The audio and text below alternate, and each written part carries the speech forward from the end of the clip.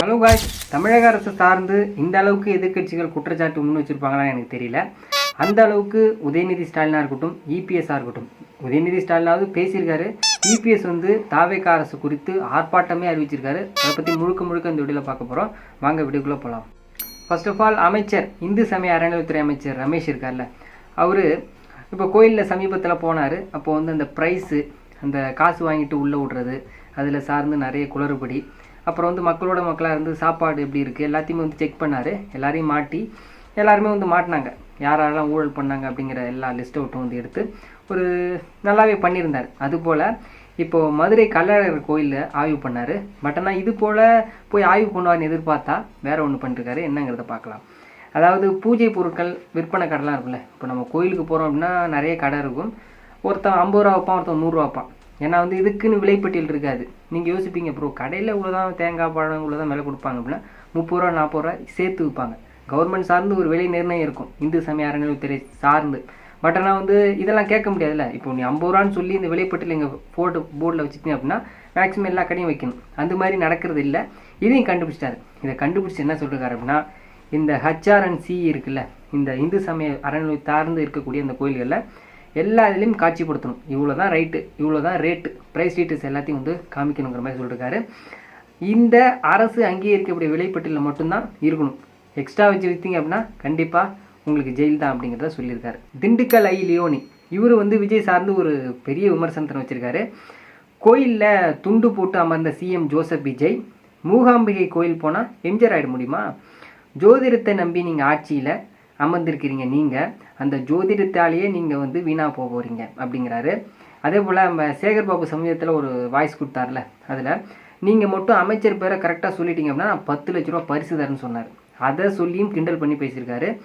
யோசிக்கலாம் ப்ரோ, இப்போ எம்ஜிஆர் ஜெயலலிதாலாம் இது போல் கடவுள் பக்தி இருந்தனால தான் வீணாக போயிட்டாங்களா அப்படிங்கிற உங்கள் கொஷினை நான் எழுப்புறேன். ஏன்னா கடவுளுங்கிறது அது நேச்சுரலாக எல்லாருக்கும் இருக்கிறது தான். இதை சார்ந்து ஒரு விமர்சனம் பண்ணுறது எனக்கு பிடிக்கல. பட் ஆனால் அந்த கருத்தை நீங்கள் பதிவு பண்ணுங்கள். இப்போ எம்ஜிஆர் ஜெயலலிதா அவர்கள்லாம் கடவுள் சார்ந்து நல்ல ஒரு அபிப்பிராயம் எல்லாமே பண்ணிருந்தாங்க. அவங்களும் ஆட்சியில் இருந்தாங்க. பட் நான் கடவுள் சார்ந்து வீணாக போவாங்கன்னு சொல்கிறாரு. எனக்கு ஏற்றுக்கிற மாதிரி தெரியல. உங்களோட கருத்தை பதிவு பண்ணுங்கள். இது ஒரு பக்கம் இருக்க, மோடி, நிர்மலா சீதாராமன் இவங்க எல்லாரையும் சிவகுமார் சந்திக்கிறார். ஏன் ப்ரோ அப்படின்னா, எல்லாருக்குமே தெரியுமே மேகதாது தான். அங்கே எப்படியாவது அணை கட்டணும்னு சொல்லிட்டு இவர் போராடிட்டு இருக்காரு. இப்போ TK சிவகுமார் வர முதலமைச்சர் இப்போ சித்தராமையார் விலகிட்டாரு. அதனால் மேகதாது அறிக்கையை சமர்ப்பிச்சிருக்காரு. உச்சநீதிமன்றம் முடியாதுன்ட்டுச்சு. தமிழக அரசு சார்ந்து அவங்க என்னதான் மேல்முறையீடு பண்ணாலுமே கர்நாடக அரசு சார்ந்து தான் அவங்களுடைய நிலைப்பாடு உச்சநீதிமன்றம் இருக்குது. அதனால் எப்படியாவது கட்டி ஆகணும்னு சொல்லிட்டு பூமி பூஜை அது இதுன்னு பண்ணிட்டு ரொம்ப தொல்லை கொடுத்துட்ருக்கார் TK சிவகுமார். இனி எங்களுக்கு எந்த தடையுமே இல்லை, சீக்கிரம் அனுமதி கொடுங்கன்னு சொல்லிட்டு ஒரு இதை கொடுத்துருக்காரு. அப்பப்போ சந்திச்சுக்கிட்டே இருக்கார். ஏன்னா அங்கே மேகதாது அணை கட்டிச்சினாங்க அப்படின்னா கண்டிப்பாக தமிழ்நாட்டில் பஞ்சம் கண்டிப்பாக தலையுறுத்தாடும் அப்படிங்கிறத எந்த வித சந்தேகமும் கிடையாது. உதயநிதி ஸ்டாலின் இவர் என்ன சொல்லிருக்காரு அப்படின்னா, டெல்லியில் முதல்வர் பேசினார்ல, அதாவது தமிழ்நாட்டில் பெரிய சாதனை பட்டியெல்லாம் சொன்னார். 2வது பெரிய பொருளாதார மாநிலம், மகளிருடைய கல்வி பாதுகாப்புலாம் முன்னேற்றம் வளர்ச்சி எல்லாத்தையுமே நல்லா பேசினார் அப்படின்னு சொல்கிறாரு உதயநிதி ஸ்டாலின். என்ன புதுசாக இருக்குது ப்ரோ அப்படின்னா, அடுத்து சொல்கிறேன் இது என்ன சொன்னாருங்கிறதுக்கான ஜஸ்ட் ஒரு எக்ஸ்ப்ளனேஷன்.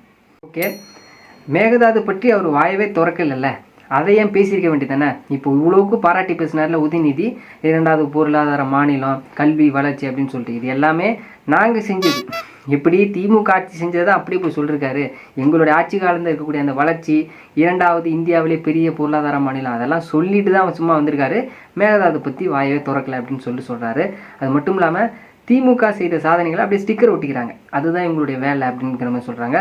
சோஃபா மாடல் அரசு தான் இன்றைய அரசு அப்படின்னு சொல்லி எவ்வளோ பேசியிருக்காரு. MK ஸ்டாலின் இவர் சும்மா இருப்பாரா? இவர் டெய்லி அறிக்கை விட்டுட்டு இருப்பாரு. ஏன் எடப்பாடி பழனிசாமி முதலமைச்சராக இருக்கும்போதே பதவி விலகணும்னு சொல்லிட்டு இருந்தாரு. இப்போது என்ன சொல்லியிருக்காருன்னா, டெல்லி வரை சென்று உறவு கொண்டாட்டு வராராம். வேண்டுதலுக்காக கர்நாடகா போகிறாரு. சரி, அங்கிருந்து காவிரி நீரை கொண்டு வருவாரா இல்லை விவசாயிகளை வயிற்றில் அடிப்பாரா? ப்ரோ இந்த மாரி பேசிலாம் நான் இதுவரையும் பார்த்ததே இல்லை ப்ரோ அப்படின்னா, ஜென்ஸுக்கு சார்ந்து எல்லாம் மாறிட்டாங்க. இன்றைய இளைஞர்கள் எப்படி பேசினா அவங்கள கவர முடியும், ஆட்சியில் எப்படி நம்ம வர முடியும், எப்படி ஓட்டை வாங்க முடியும் அப்படிங்கிறத தெளிவாக புரிஞ்சுக்கிட்டாங்க. சும்மா ஆடு தரேன், மோடு தரேன், கோழி தரேன் அதெல்லாம் இல்லை. எல்லாம் ஜென்ஸு சார்ந்தே பேச்சை விடுறாங்க.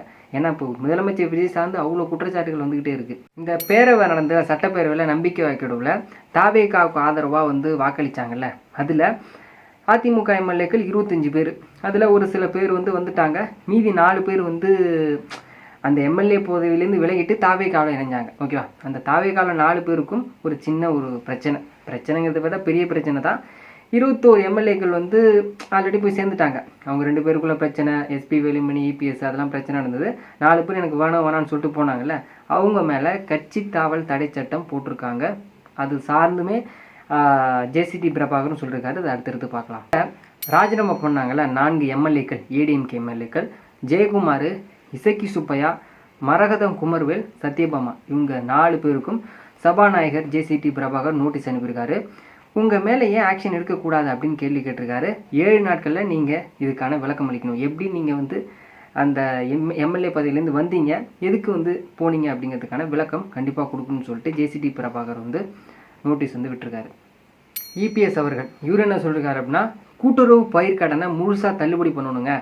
இப்போ நீங்கள் அறிவிக்கவே இல்லைல்ல, இப்போல்லாம் கரண்ட் போவாது அப்படின்னு சொல்லிட்டு அந்த மின்வெட்டை கண்டிப்பாக சரி செய்யணும். நீங்கள் சரியில்லை அப்படின்னு சொல்லிட்டு கடுமையாக கண்டித்து வரக்கூடிய 19ஆம் தேதி விழுப்புரத்தில் பெரிய ஆர்ப்பாட்டம் பண்ண போகிறார். என்ன ப்ரோ 30 நாள் தான் ஆகுது ஆட்சிக்கு வந்து, அதுக்குள்ளேயே ஆர்ப்பாட்டமா அப்படின்னா, அவங்க கட்சி சார்ந்து எவ்வளோ எம்எல்ஏக்கள், எவ்வளோ முன்னாள் அமைச்சர்கள், எவ்வளோ பெரிய பெரிய கொறடாக்கள்லாம் அந்த பக்கம் போனாங்க. அந்த வேகத்தில் பண்ணுறாரா என்னன்னு தெரியல. தமிழக அரசு கண்டித்து 19ஆம் தேதி விழுப்புரத்தில் பெரிய ஆர்ப்பாட்டம் வந்து அனௌன்ஸ்மெண்ட் பண்ணிருக்காரு. அந்த வழி அது வேறு டிபார்ட்மெண்ட் அப்படிங்கிற மாதிரி இருக்கும். செங்கோட்டையன் இந்த மின்சார தட்டுப்பாடு இருக்குல்ல, அது சார்ந்து ஒரு ஸ்பீச் கொடுத்துருக்காரு. கூடுதல் மின்சார தேவை உயர்ந்திருக்குங்க, அதனால தான் இந்த மின்வெட்டு. ஏன்னா திமுக ஆட்சியில் மின்சாரத்துறைக்கான அந்த வளர்ச்சி பணிகள் எதுவுமே செய்யலை, இபிஎஸ் ஆட்சியிலையும் செய்யலை. இதனால தான் வந்து இப்போ மின்வெட்டு வந்திருக்கு. ஏன்னா இந்த சூப்பர் எல்என்ஓ சார்ந்து இந்த ஸ்பீச் கொடுக்கல, சூப்பர் எல்என்ஓ சார்ந்து இப்போ கடுமையான மின்வெட்டு. அப்போ எல்லாருமே ஏசி பயன்பாடு எல்லாமே வந்து ஃபேனு எல்லாமே பயன்படுத்தும்போது இது போல் சார்ந்து நமக்கு கண்டிப்பாக வரும். இதனால தான் வந்து இதற்கான முழு கட்டமைப்பு செலவை அவங்க பண்ணாமல் விட்டுருக்காங்க. இப்போ நாம் வந்து கரெக்டாக பராமரிப்பு சார்ந்து கரெக்டாக பண்ணுறதுனால தான் மின்வெட்டுங்கிறது வந்திருக்கு அப்படின்னு சொல்லிட்டு செங்கோட்டையன் வந்து சொல்லியிருக்காரு. எங்கே பார்த்தாலும் இப்போ வந்து தாவேகா சார்ந்து நிறைய பேச்சு போயிட்டுருக்குல்ல, தாவேகா சார்ந்து ஒரு நல்ல செய்தி அப்படின்னா சொல்கிறேன்.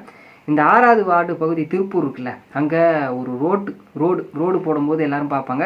சில பேர் பேருந்து இடத்துலாம் பார்த்துருப்பீங்க, நிறைய சோசியல் மீடியாலாம் பார்த்துருப்பீங்க. அதுபோல் ஒரு சம்பவம் நடந்திருக்கு. இது சார்ந்து தாவேகா நிர்வாகி தலைமையில் ஒரு மக்கள்லாம் போய் கூடி அங்கே போய் கோவப்பட்டுருக்காங்க. என்ன ஒரு ரோடு போட்டிருக்காங்க அப்படின்னு சொல்லிட்டு.